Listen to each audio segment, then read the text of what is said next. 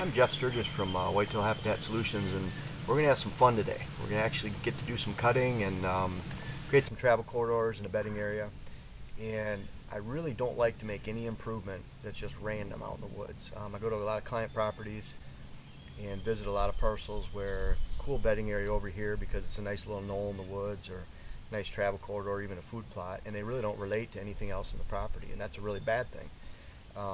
You want your improvements to connect to each other, and it's not that you need to improve the entire acreage of your woods or your habitat.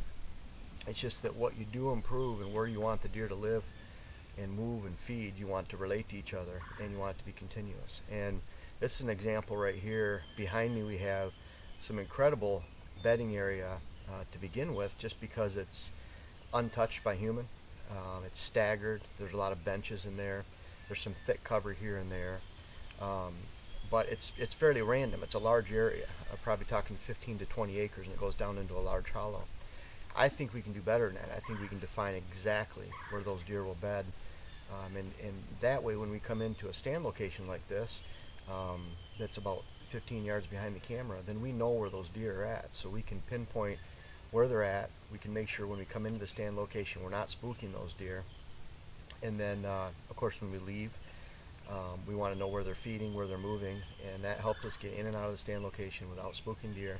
But at the same time, you can kind of imagine there's the bedding area behind me, and we're going to improve that. I want to know where those deer are traveling. They'll come into this water hole. We'll create a travel corridor to here. And then from here, I want them to exit to a small food plot that's very hidden over this way.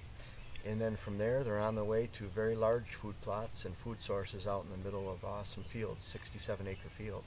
And so once they get to those areas, they're completely safe. The small food plot over here is not enough to keep them and hold them. We have water up top too. We have big food sources, very social area. So that's a destination for all these deer in the area where they want to get to in the evening. This is just simply a pass through. What's really cool about a water hole like this, and any water hole for the most part, is when a deer comes into this, they're in here for a couple minutes and then they're gone. And a very social spot.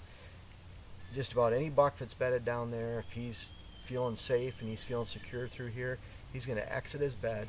There's no water there. He's been sitting dry all day, not taking a drink.